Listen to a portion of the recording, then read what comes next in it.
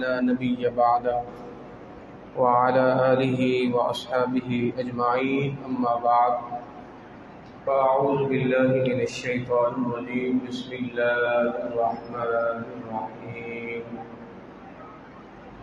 قال الله تبارك وتعالى في القرآن المجيد والفرقان الحميد يا بني إني أرى في المنام أني أذبحك فانظر ماذا ترى قال يا أبت افعل ما تؤمر ستجدني إن شاء الله من الصابرين صدق الله العظيم وصدق رسوله النبي الكريم الأمين ونحن على ذلك لمن الشاهدين والشاكرين والحمد لله رب العالمين إن الله وملائكته يصلون على النبي يا أيها الذين آمنوا صلوا عليه وسلموا تسليما اللهم صل على النبي الأمي وآله وأصحابه صلى الله عليه وسلم صلاة وسلام عليك يا سيدي يا سيدي يا رسول الله مولاي صل وسلم دائما أبدا على حبيبك خير الخلق كلهم يا رب بالمصطفى بلغ مقاصدنا واغفر لنا ما مضى يا واسع الكرم إلهي بحق بني فاطمہ کہ بر قول ایما کنی خاتمہ اگر دعوتم رد کنی ور قبول منو دست و دامان آل رسول الہی تو آساں کنی مشکلات تو پہل محمد علیہ الصلاۃ۔ حمد و ثنا کے بعد محترم و محتشم عزیزان گرامی قدر، آج کا مبارک دن بابرکت دن عید سعید ہے۔ اللہ رب العزت عالم اسلام کو عروج لازوال عطا فرمائے، سنت کو تا صبح قیامت کے لیے جاری اور ساری فرما دیا ہے۔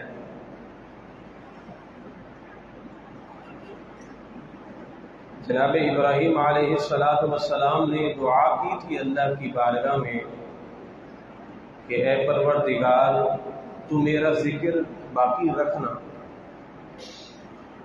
تو اللہ رب العزت نے جناب ابراہیم علیہ السلام کے ذکر کو باقی رکھا ہے۔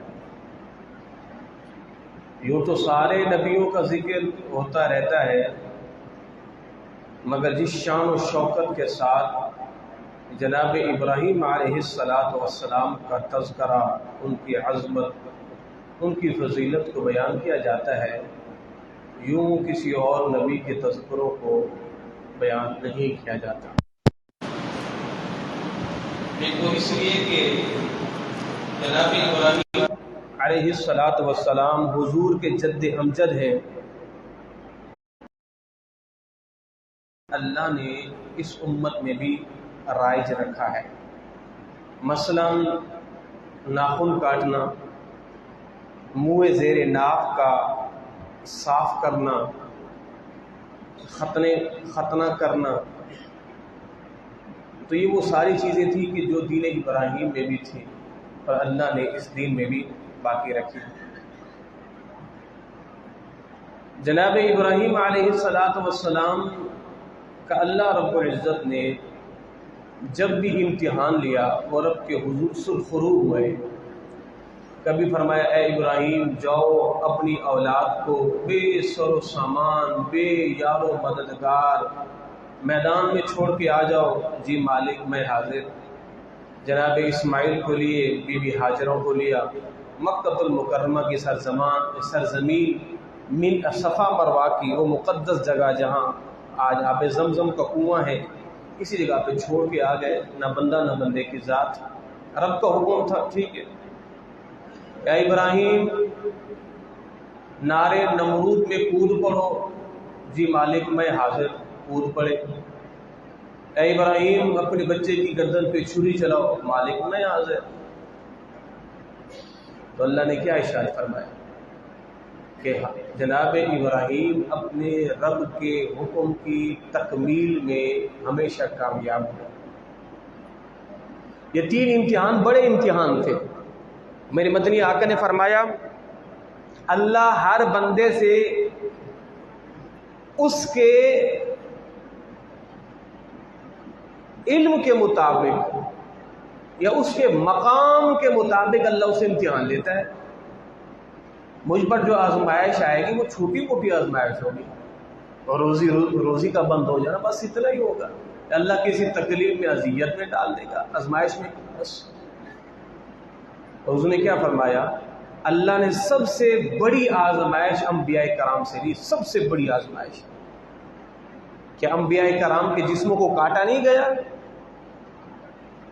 جناب زکریا علی نبینا علیہ الصلوۃ والسلام، جناب یحییٰ علیہ السلام کے پیچھے جب یہودی بھاگے اور آپ نے کہا درخت پناہ دے، آپ درخت کے اندر گئے، درخت بند ہو گیا، یہودی نے آرا چلا کے اس نبی کے جسم کو 2 ٹکڑے کر دیا۔ حضور نے فرمایا کئی ایسے انبیاء کرام بنی اسرائیل میں گزرے ہیں کہ جن کے جسموں پر لوہے کی کنگیاں چلائی گئی ہیں، اور فرمایا سنو جتنی آزمائشیں مجھ محمد پر آئی ہیں ایسی کسی پر نہیں آئی۔ فرمایا اگر ان آزمائشوں کا ایک حصہ اللہ احد پہاڑ پر بھی ڈال دینا تو احد پہاڑ بھی ریزے ریزے ہو جائے۔ تو گویا کہ آزمائشیں اللہ ان پر لاتا ہے کہ جو رب کو محبوب ہوتے ہیں۔ آج ہم نے اس کو الٹ سمجھ رکھا ہے کہ مصیبتیں مجھ پر، آزمائشیں مجھ پر، روزی روزگار کا بند ہونا میرے لیے، کہ میں ہی ملا تھا اللہ کو پوری کائنات میں، معاذ اللہ ثم معاذ اللہ۔ ہاں تو ہی تو ملا تھا، تیرا ہی انتخاب ہوا ہے، اس لیے کہ رب کا جو محبوب تو ہے، تیرا انتخاب ہوا ہے، کچھ تو وجہ ہوگی نا، کچھ تو وجہ ہوگی، تو اس انتخاب سب کا تو نہیں ہوا۔ بھائی دیکھیں نا سلطان نور الدین زنگی رحمت اللہ تعالی علیہ، کہ جسے حضور خواب میں آئے، فرمائے کہ اے نور الدین کچھ کتے ہیں جو مجھے تکلیف دینا چاہتے ہیں۔ یہودیوں نے سرنگ بنائی، وہ سرنگ بنا بنا کے حضور کے مزار پر انوار تک پہنچ کر حضور کے جسم اقدس کو نکالنا چاہتے تھے۔ سرکار ان کے خواب میں نور الدین زنگی کے فرمایا کہ کچھ کتے ہیں مجھے پریشان کر رہے ہیں۔ جناب نور الدین زنگی سرزمین ہند سے چلے اور آپ نے جا کے مدینہ طیبہ کی زمین پر پہرا دیا اور ان 2 یہودیوں کو پکڑا، انہیں واصل جہنم کیا، اور ساری زندگی مدینے کی گلیوں میں گھوم گھوم کر رشک کیا کرتے تھے۔ حضور آپ کی کرم نوازی کا کیا کہنا کہ آپ نے ساری کائنات میں سے میرا ہی انتخاب کیا ہے، اس نوکری کے لیے آپ نے مجھے چنا ہے، یہ میرا اعزاز، میں قربان جاؤں، میں قربان جاؤں۔ اگر رب کی آزمائشیں آپ پر آئی ہیں تو یہ رب کا انتخاب ہے، تو ان آزمائشوں میں بندے کو پھر تل ملا تو نہیں جانا چاہیے۔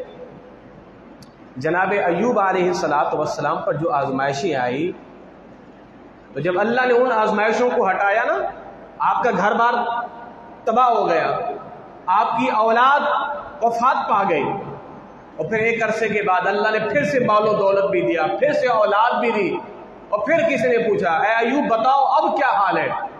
کہ حال وہ اچھا تھا جس میں رب نے پہلے رکھا تھا، حال وہ اچھا تھا کہ رب نے جس میں پہلے رکھا تھا۔ کہا کیوں؟ کہا اس لیے کہ جب میں اس حال میں ہوتا تھا نا تو روزانہ رب کا کلام مجھ سے ہوتا تھا، اے ایوب سناؤ کیا تم اس حال میں بھی رب پر راضی ہو؟ دکھ ختم ہو گئے ہیں تو رب کا کلام بھی رک گیا ہے، کہ میں تو اس حال میں راضی تھا کہ جس حال میں رب مجھ سے پوچھا کرتا تھا ایوب کیا تم اس حال میں راضی ہو؟ تو آزمائشوں کا آنا، مصیبتوں کا آنا، یہ من جانب اللہ ہے، اور آپ کا انتخاب کیا گیا ہے، آپ کو پہنچائی گئی ہے۔ جناب ابراہیم علیہ السلام، ابراہیم علیہ السلام آپ اللہ کے 3 بڑے امتحانوں میں کامیاب ہوئے اللہ کے فضل و کرم سے۔ تو یہ سنت ابراہیمی ہمیں کیا بتلاتی ہے؟ یہی بتلاتی ہے کہ جناب جانور ذبح کریں اور اس کو مرغ و مسلم بنا کے، تکے بوٹیاں باربیکیو بنا کے آپ کھا جائیں، اللہ فیصلہ، بس سنت ادا ہو گئی ہے۔ یہی مقصد ہے. سب سے بڑا مقصد قربانی کا یہ ہے وہ خدا کے بندے لاکھوں کے جانور پر چھری پھیرنے والے کبھی تھوڑی سی چھری اپنے نفس پر بھی پھیر دو. بابا بلے شاہ رحمۃ اللہ علیہ فرمایا کرتے تھے نا کہ دمبے بھی ذبح کیے جا رہے ہو, بکرے بھی ذبح کیے جا رہے ہو, اونٹ بھی ذبح کیے جا رہے ہو, مگر تم نے کبھی اپنے نفس کو ذبح نہیں کیا, اپنے نفس کو ذبح نہیں کیا. تو مقصد یہ تھا کہ بڑا جانور لا کر اس کی قربانی دی جائے. اس لیے کہ انسان کو سب سے زیادہ محبوب چیز کیا ہوتی ہے؟ مال ہوتی ہے. مال کی قربانی دے رہے ہیں آپ, نفس کی بھی قربانی دے, نفس کی بھی قربانی دے. تو ہم نے سمجھا کہ نہیں جناب یہ بڑا جانور ذبح کر دے بس اللہ خیر صلی اللہ. اس کے پیچھے فلسفہ ہے وہ یہ کہ جس طرح جانور کے گلے پہ چھری پھیرو, اپنے نفس کے گلے پہ چھری پھیرو, کاٹو اس کو, اس کی خواہشات کو کاٹو, سدباب کرو اس کا. جب اتنا بڑا جانور ذبح کر سکتے, چھوٹے سے نفس کو ذبح کرنا کون سا مشکل ہے آپ کے لیے؟ مگر وہ مشکل ہے, یہ مشکل نہیں ہے. اور صوفیاء کرام کا بڑا دلچسپ طریقہ تھا اپنے نفس کو ذبح کرنے کا. وہ کبھی کبھار کیا کرتے, گھر میں آگ جلاتے اور آگ پر اپنا ہاتھ رکھتے, اور جیسے آگ ہاتھ کو جھلسانے لگتی نا تو فوراً سے ہاتھ ہٹا لیتے, اور پھر اپنے ہاتھ سے ہم کلام ہوتے کہ دیکھو یہ تو دنیاوی آگ ہے جس کا ایک ذرہ بھی تم برداشت نہیں کر سکے, بلا بتاؤ جہنم کی آگ اس سے 1000 گنا زیادہ تیز ہے, کیا اس کی شدت کو برداشت کر سکو گے؟ اور پھر خود ہی خود کہتے نہیں جناب یہ برداشت نہیں, بھلا وہ کیسے برداشت ہوگی؟ تو یوں اپنے نفس کو ذبح کیا کرتے تھے, یوں اپنے نفس کو ذبح کیا کرتے. تو مقصد خالی جانور پہ چھری پھیرنا نہیں ہے, اپنے نفس پر چھری پھیرنا ہے. مگر ہم جانور پر بھی چھری پھیرتے ہیں اور اپنے چہرے پر بھی بلیڈ پھیرتے ہیں. خدا را آپ نے 10 دنوں تک تو اپنے آپ کو روکا نا, داڑھی منہ نہیں مونڈنی, جناب حاجیوں جیسا ثواب ملے گا. بڑی توجہ بات, یکم ذی الحج سے لوگ داڑھی نہیں منڈواتے جناب, منع ہے. اور یہ منع مستحب ہے یا سنت ہے, بس اس سے زیادہ کچھ نہیں ہے اس کا حکم. ہاں ٹھیک ہے آپ بال نہ منڈوائیں, داڑھی نہ کٹوائیں, ناخن نہ کٹوائیں, تاکہ آپ کی حاجیوں سے مشابہت ہو جائے. کیونکہ حاجی بھی ان 10 دنوں کے اندر جب سے حج کے ایام شروع ہوتے تو ناخن کاٹنا, بال کاٹنا, داڑھی مڑنا, بال کھینچنا, سارے معاملات ان پر پابندی ہو جاتی ہے. تو لوگوں سے کہا گیا کہ دیکھیں تم بھی حاجیوں سے مشابہت اختیار کرو. اوہ کیا کمال کا نقطہ ہے, تم ان 10 دنوں میں اپنے آپ کو حاجیوں جیسا بنا لو. بھائی حاجی نہ ناخن کاٹتے ہیں نہ بات, تم بھی اپنے آپ کو ان 10 دنوں میں حاجیوں جیسا بنا لو اور اب تمہاری بخشش کر دے گا.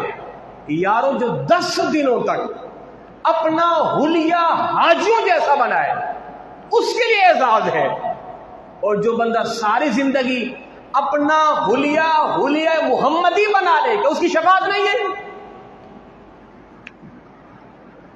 جو سارے زندگی کے لیے اپنا حلیہ محمدی بنا لے کہ اس کی شفاعت نہیں ہے, کیا اس کی بخشش نہیں ہے؟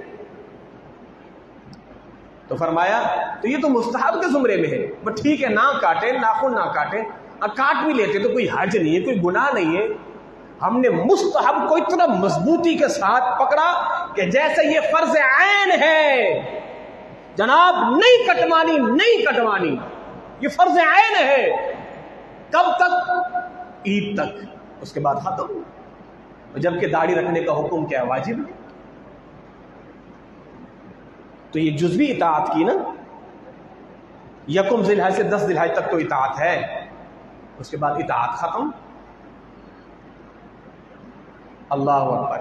آقا کریم صلی اللہ تعالی علیہ وآلہ وسلم نے اپنی امت کو جن چیزوں کی طرف سرکار نے بلایا ہے وہ کمالات ہیں, وہ روشن حضور کے فرمودات ہیں کہ جس کے اندر فطرت انسانی کو بھی اللہ نے خوب نکھار کے جو ہے وہ سنوار دیا ہے. تو یہ تو ہے عید الاضحیٰ کا پیغام کہ جانور کو ذبح کرنے والوں لاکھوں روپے کا جانور ذبح کر سکتے ہو، نماز فجر کے لیے 10 منٹ کی عید ذبح کیوں نہیں کر سکتے؟ کروڑوں کا جانور بھی بک رہا ہے نا آج، تو کروڑوں کا جانور ذبح کر سکتے ہو، صبح کے لیے 5 منٹ کی نیند پر چھری چلانا کون سا مشکل کام ہے آپ کے لیے؟ آسان کام ہے۔ مال کی محبت زیادہ ہوتی ہے، جب آپ نے مال قربان کر دیا اللہ کی راہ میں تو نیند کو قربان کرنا کون سا مشکل کام ہے بھائی؟ وقت قربان کرنا کون سا مشکل کام ہے آپ کے لیے؟ تو کوئی مشکل کام نہیں ہے، مگر وہ ایک امن ذہن بنے جناب یہ نہیں ہو سکتا، یہ ہو سکتا، یہ نہیں ہو سکتا۔ اگر کوئی بندہ 20 لاکھ لگا کر جائے، حج کر کے آئے اور حج کرنے کے بعد آ کر بھی ایک نماز نہ پڑھے تو یارو ایمان سے بتاؤ اس کا وہ حج مبرور تو نہ ہوا؟ کیونکہ حج مبرور ہے ہی وہ۔ حضور نے فرمایا جو حج کر کے آئے پھر وہ دوبارہ حج کی طرف میں رہے، اس کی نیکیوں میں تقوی میں اور اضافہ ہو جائے، وہ حج مبرور ہے۔ تو کعبے کے چکروں میں بھی جس کے دل کو نہ پھیرا، بس وہ چکر پھر چکر ہی رہ گئے، وہ طواف پھر خالی طواف ہی رہ گیا ہے۔ بندہ جائے اور خانہ کعبہ کے ارد گرد لبیک اللہم لبیک کی صدائیں لگائے اور اندر کا من پھرے ہی نہ، تو پھر کیا فائدہ؟ تو باب اللہ شاہ فرماتے ہیں کہ تسبیح پھری پر من نہیں پھریا۔ تسبیح تو پھیرتے رہتے ہو سارا دن، مگر کم بخت من ہے وہ پھرتا ہی نہیں ہے، تو پھر کیا فائدہ بھائی تسبیح پھیرنے کا؟ اور پھر آپ فرماتے ہیں کہ بندہ مسجد بھی گھس جائے، خانہ کعبہ کے اندر بھی چلا جائے اور کبھی اپنے من میں جھانکے ہی نہ، تو پھر اندر گھسنے کا کوئی فائدہ ہی نہیں ہوا۔ قرآن بھی پڑھا، سب کچھ پڑھا، مگر اپنے آپ کو نہیں پڑھا تو اس پڑھنے کا پھر فائدہ ہی کیا ہے؟ اصل جو چیز ہے جناب عالی وہ ہے اپنے نفس کو ذبح کرنا۔ جناب ابراہیم علیہ السلام نے خواب دیکھا نا، فرمایا یا بنیا، اے میرے بیٹے۔ یہاں پر اولاد کے لیے بہت بڑا سبق ہے، باپ کے حکم کی تکمیل کیسی ہونی چاہیے۔ جناب ابراہیم کہ یا بنیا، اے میرے بیٹے، انی ارا فی المنام، دیکھو بات یہ ہے میں نے خواب میں دیکھا ہے، انی اذبحک، میں تمہیں ذبح کر رہا ہوں، فانظر ماذا ترا، بھلا بتاؤ آپ کی رائے کیا ہے؟ نبیوں کا خواب بھی وہی ہوتا ہے، ہمارا خواب شیطانی خواب ہو سکتا ہے، نبیوں کا خواب ایسا نہیں ہوتا، وہ من جانب اللہ ہوتا ہے۔ اور میں اے میرے بیٹے میں نے خواب میں دیکھا ہے، میں نے نیند میں دیکھا ہے، میں تمہیں ذبح کر رہا ہوں، فانظر ماذا ترا، بھلا بتاؤ تمہاری کیا رائے ہے؟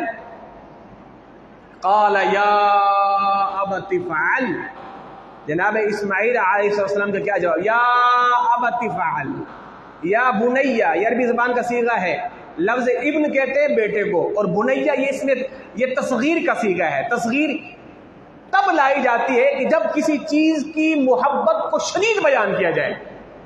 مثال کے طور پر آپ کے یہاں بیٹا ہے، آپ اس کو زیادہ اگر محبت سے بولیں گے، کہ بابو بولتے ہیں نا آپ میرے یہاں، بابو میرے پیارے میرے لاڈلے، عربی زبان کے اندر جب کمال کا محبت ہوتا ہے نا اس کے لیے کہتے ہیں یا بنیا، اے میرے بیٹے میں نے خواب میں دیکھا ہے تمہیں ذبح کر رہا ہوں، بھلا بتاؤ آپ کی رائے کیا ہے؟ تو بلا ساختہ، بلا کسی تردد کے، بلا کسی تاخیر کے جناب اسماعیل فوراً پکارو، یا ابت افعل، ابا جان کر گزریے، ما تؤمرو، جو آپ کو حکم دیا گیا ہے، ستجدنی انشاءاللہ، انشاءاللہ من الصابرین، اگر اللہ نے چاہا تو آپ مجھے صبر کرنے والوں میں سے پاؤ گے، صبر کرنے والوں میں۔ فلما اسلم وتلہ للجبین، جناب ابراہیم علیہ السلام نے اپنے بیٹے کو پیشانی کے بل لٹایا اور ہاتھ میں چھری پکڑی، غیب سے کیا ہوا؟ وَنَادَيْنَاهُ أَن يَا إِبْرَاهِيمُ، اور کیا ندا دی گئی؟ قَالَ يَا أَبَتِ افْعَلْ مَا تُؤْمَرُ سَتَجِدُنِي إِن شَاءَ اللَّهُ مِنَ الصَّابِرِينَ فَلَمَّا أَسْلَمَ وَتَلَّهُ لِلْجَبِينِ وَنَادَيْنَاهُ أَن يَا إِبْرَاهِيمُ قَدْ صَدَّقْتَ الرُّؤْيَا، اے ابراہیم بس آپ نے اپنا خواب پورا کر دکھایا ہے، رب یہی دیکھنا چاہتا تھا۔ جناب اسماعیل ہٹے، جناب ابراہیم کے ہاتھ سے چھری چلی، گلا کٹ گیا۔ جناب ابراہیم السلام کیا دیکھتے ہیں؟ اسماعیل کھڑے ہوئے ہیں اور نیچے اللہ نے جنتی دمبا مینڈھا لایا ہے جس کی گردن پہ چھری پھر گئی ہے، اور آپ نے دیکھتے ہی اللہ کی حمد کی، اللہ اکبر اللہ اکبر۔ جناب جبریل نے منظر دیکھا تو کیا کہا؟ لا الہ الا اللہ واللہ اکبر۔ جناب اسماعیل کیا کہتے ہیں؟ وللہ الحمد۔ یہ ان تین شخصیات کے مقدس جملے آج ہم ہر نماز کے بعد بلا رہے ہیں، اللہ اکبر اللہ اکبر۔ جناب جبرائیل بولے لا الہ الا اللہ واللہ اکبر، جناب اسماعیل بولے وللہ الحمد۔ ساری ہی تعریفیں اللہ ہی رب العزت کے لیے۔ وہ حسین ترانہ آج ہمیں میرے مدنی آقا نے فرمایا کہ دیکھو 9 ذی الحج کی فجر سے لے کر 13 کی عصر تک ہر نماز کے بعد اس ترانے کو تم نے بڑا زور زور سے محبت کے ساتھ کہنا ہے، اللہ اکبر اللہ اکبر۔ اللہ ہی بڑا ہے، لا الہ الا اللہ واللہ۔ دیکھو اللہ کے علاوہ کوئی حقیقی بڑا نہیں ہے، وللہ الحمد۔ ساری ہی حمد اسی کے لیے، ساری ہی تعریفیں اسی کے لیے۔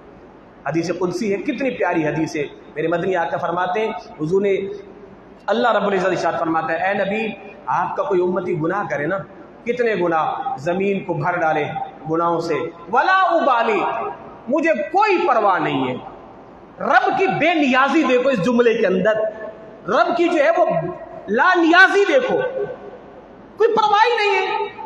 اللہ فرماتا ہے اے پیارے آپ کو امتی زمین کو بھر دے گناہوں سے، لا ابالی، مجھے کوئی پرواہ نہیں ہے۔ آسمان تک گناہوں کی ڈھیری لگا دے، مجھے کوئی پرواہ نہیں ہے۔ اللہ کیا ارشاد فرماتا ہے؟ اے پیارے اگر آپ کا امتی شرک نہ کرے، گناہوں سے زمین بھر ڈالے، آسمان کو بھر ڈالے، مجھے کوئی پرواہ نہیں۔ ہاں میرے ساتھ شرک نہ کرے، فرمایا کہ تیرا رب اسے بغیر حساب کے جنت عطا فرمائے گا۔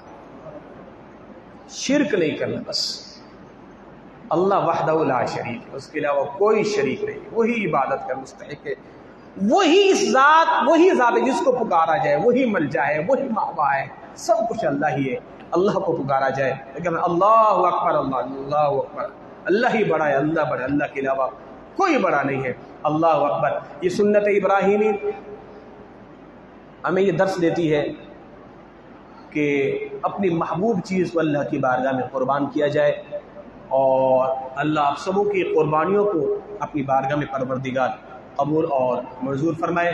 وقت ہو گیا ہے، آپ تمامی حضرات اپنی